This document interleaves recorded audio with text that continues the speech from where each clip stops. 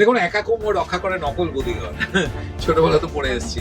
কিন্তু দল যদি না থাকতো আজকে শুভেন্দুদা তো প্রতিটা কদিন আগেও তো বললেন যে 500 বেডও ওনার কাছে আছে। ওনার তো সোর্স আর এটা তো নেটওয়ার্কটা তো অনেক বেশি ওনার কাছে আছে। দলের সবাই তো আছে আমাদের কাছে। আপনি যখন গ্রুপগুলোতে বা আপনারা যখন খবর সম্প্রচারিত করেন যখন আপনাদের তখন দেখেন না কমেন্টগুলো মানুষ কি চাইছে।